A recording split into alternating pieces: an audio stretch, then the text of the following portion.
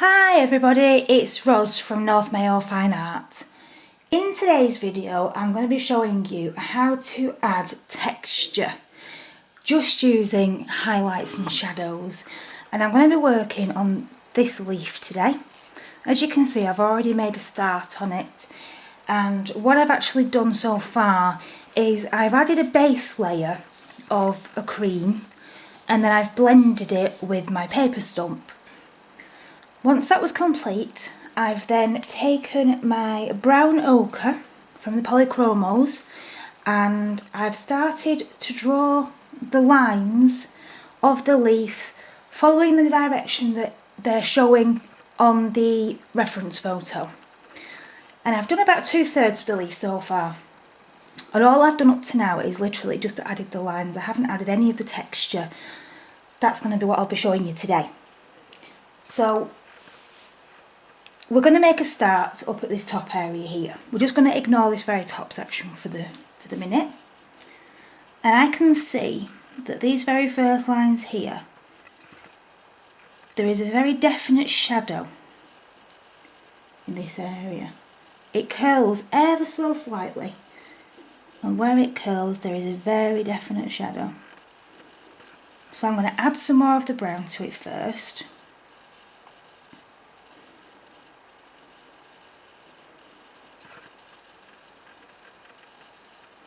And then I'm going to come in with my Prismacolor French Grey 50%.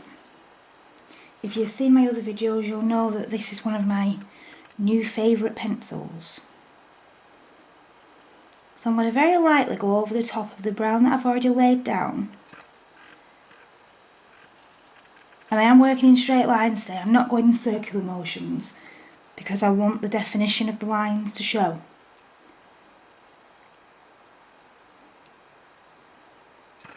I'm going to come down very slowly and carefully.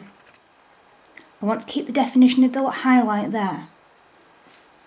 And in order to do that, I need to make a very, very definite line. Now where the second line is, which is just here, if you can see that, that's the outer portion of this indentation. So what we want to do is make another line, not quite as heavy as the first one, but so that we can see where the outer edge of the indentation is. Like that.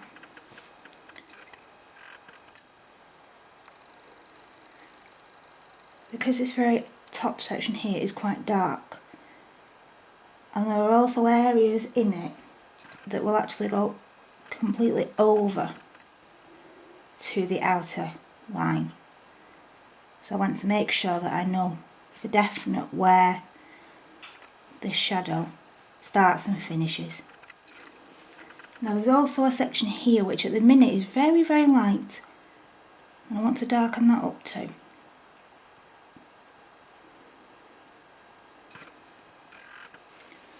I'm going to go back to my brown to make these two areas slightly darker before I put the French grey down, and then I'll go back to the French grey.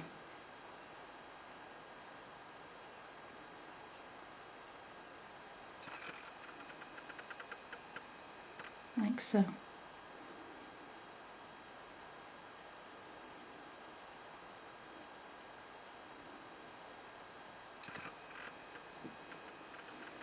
Now, we'll continue down this line.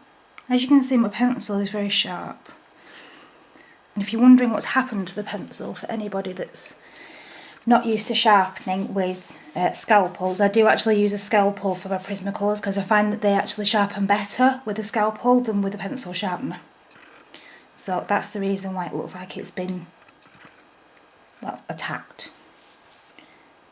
It actually gives a really nice fine point. So I'm going to keep working my way down. Now I can see on my photo that the shadow now is mainly down this one side. So I'm just going to keep working my way down.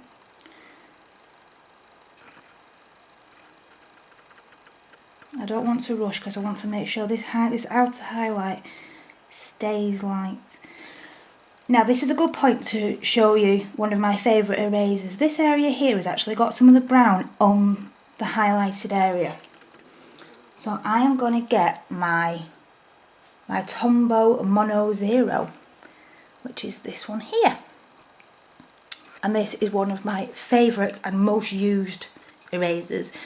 As you can see, it's a very, very small eraser, and it's very easy to break off just the very, very tip to end up with a really nice, clean, flat edge, which you can then do very detailed work, as I'm just about to show you.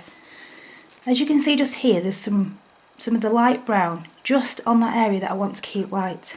So what I'm going to do is I'm going to use the very edge of the eraser just there, and I'm going to work on the side, and I'm just going to very lightly go up and down like so. And as you can see, that has actually taken the colour off that highlight and has made it much brighter. So this eraser is perfect for any little tiny details, and I always have one with my pencils. So now we've sorted that little bit out, we're going to continue to come down here.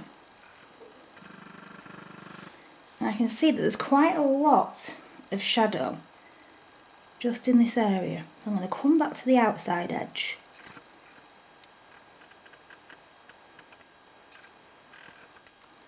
And I'm just going to very lightly almost flick the colour onto the paper just to add a small bit of the colour in between the two lines.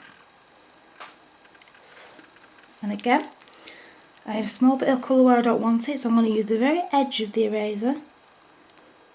I'm just going to come through and erase that area there to make it nice and bright again. Now we're going to go back to the top of this area and we're going to start working on the next one.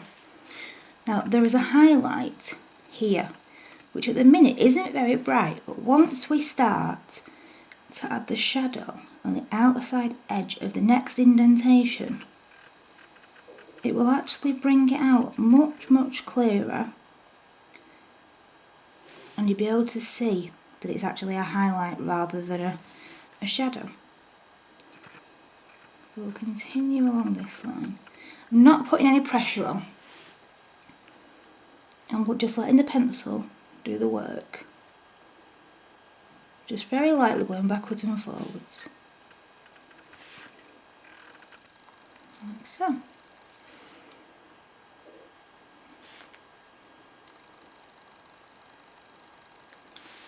And again, this shadow goes almost to the bottom of this line here.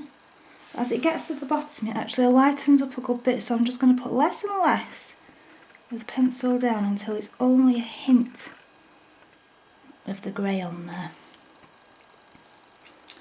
Like so. Now looking at my reference photo, although there isn't a solid line going down this side, there are small areas of the grey. So as I'm working my way down, I'm just going to add little lines of the grey just to give the impression of a shadow. Like so. And you can see that that's actually brought this highlight up nicely now. So now we're going to work on the outside edge of this one. And again, there isn't very much of the grey, there isn't very much of a shadow down here. So we're just going to very carefully add just a hint of colour. My dogs are walking around, please excuse the noise in the background.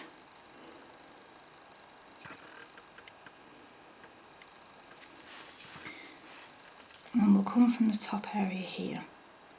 This needs to be slightly darker.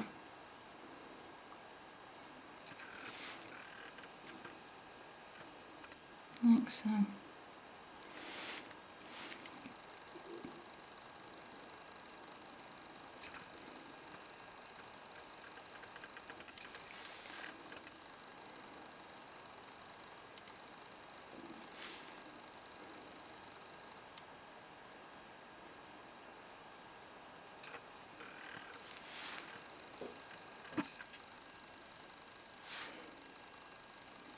go. Now the highlight isn't actually showing up as well as I'd like it to in this middle area here. So what I'm going to do again is come in with my Mono Zero eraser, and I'm just going to very, very lightly, just using the very edge of the eraser, actually follow the line up and lighten it up ever so slightly, because I want there to be definite highlights and shadows, and at the minute this top area here is just blending into each other, which is not the look I'm going for. As you can see, just touching it very lightly with the eraser is bringing the colour back up nicely, and lightening it up. And then we'll go back in to darken the shadow area up just a touch to give it more definition. It doesn't matter whether you erase areas and then put the colour back down. Nobody's actually going to know whether you've used an eraser on your piece or not. It's the finished product people are generally going to see. So I can see on this one as well that there are the dark patches.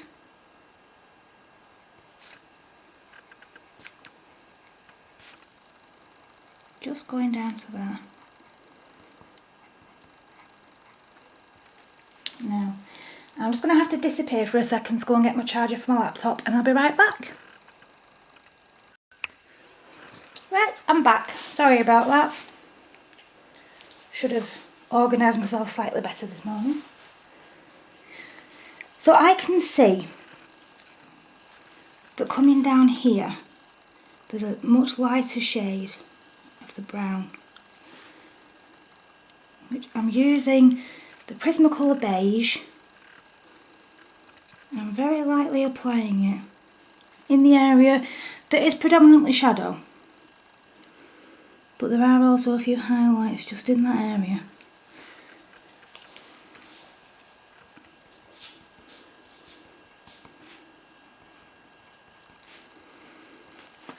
There we go. And again, I'm just going to use my brown ochre from the Polychromos, because I want the shadow to be deeper than it currently is. I don't want to add a darker grey because it will just darken it up too much. But if you add the French grey or any other warm ochre, say from the Polychromos set, one of, say for example, number 3 in the cold greys or the warm greys. Once you've added the grey, if you go back over with it, with the brown, you can see it actually darkens it up, but it doesn't make it look very grey. It gives it a nice rich tone, whilst adding the shadow that you want.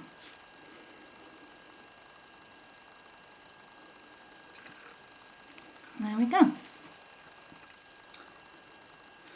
Now, the next row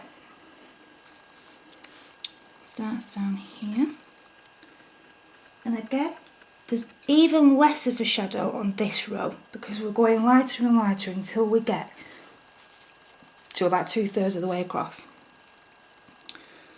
So I'm adding a very small amount now of the grey just to this indentation.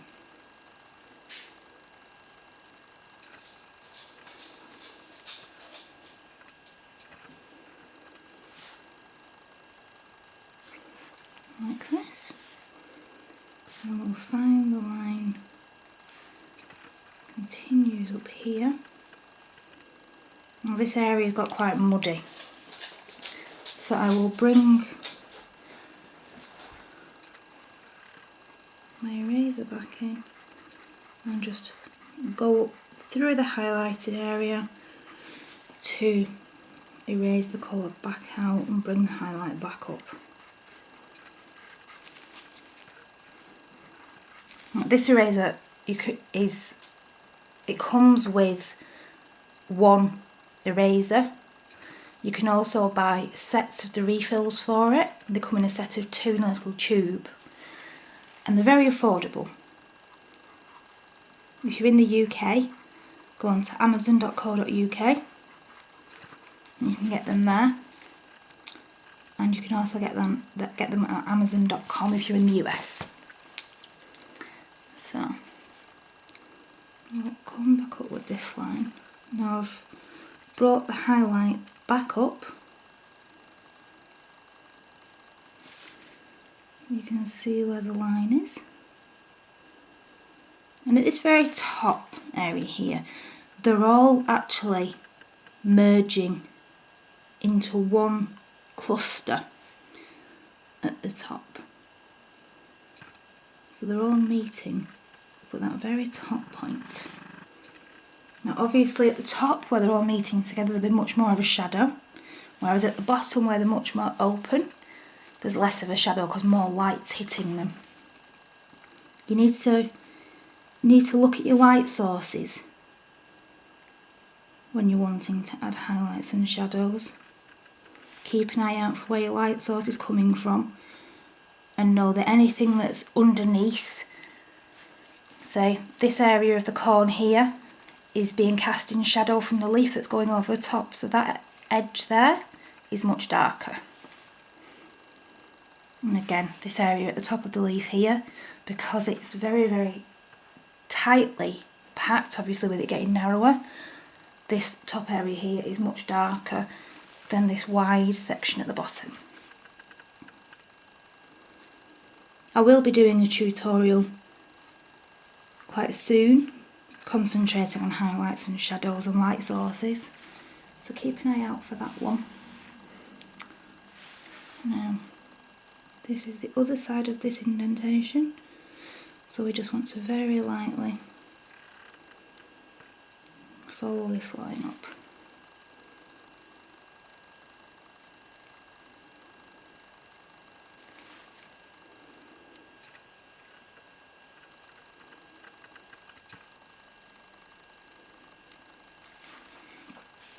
And it actually connects to the inner line at the top. So we just bring it round and down.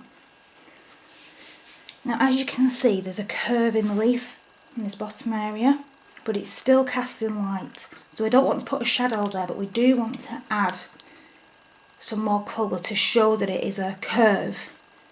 So what we're actually going to do in this area is we're just going to add some more of the brown ochre. This is the colour I've been using from the beginning.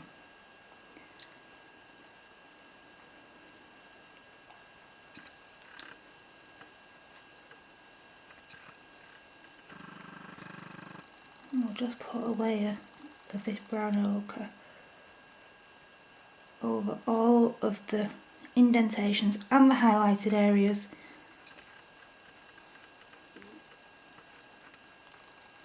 Like so. And there's also, the colour is much deeper, going down the front of the curve as well. I don't just want to leave it that one shade. So what I'm going to do is I'm going to grab a yellow. Now this yellow is from Prismacolor and it's yellow ochre. And where the darkest of the shadows is going to be, I'm going to add some of this yellow ochre because it will really deepen it up and make it look much more rich in tone. Like so. Now you can work in straight lines or you can work in circles as you're colouring in this area. I prefer to work in straight lines and follow the lines of the leaf because it adds to the definition.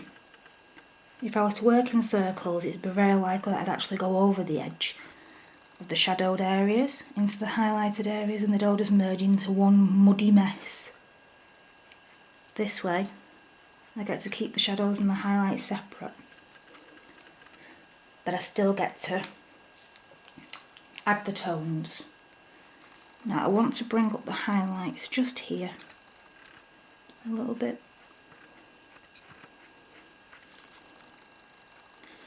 So I'm going to use my eraser again.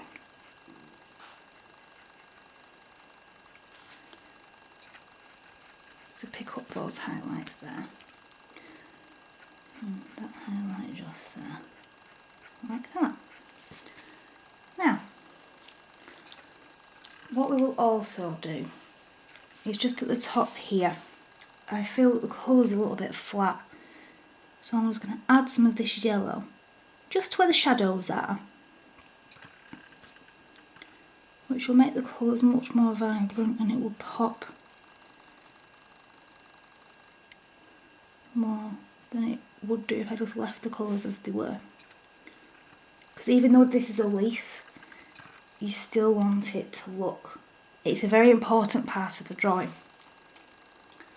It draws your eye into the corn and you want it to look vibrant and autumnal.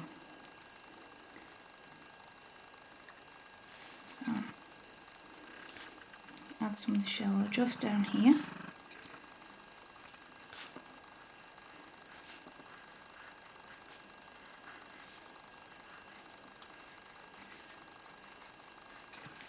Like so. And as you can see, it's added much more depth of colour into those areas that I've been working on. Like that.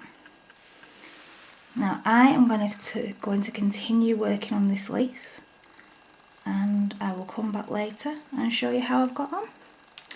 If you're interested in seeing any of my other work, you can find me on Facebook, Instagram, Pinterest and Twitter just by searching for North Mayo Fine Art. Thanks for watching.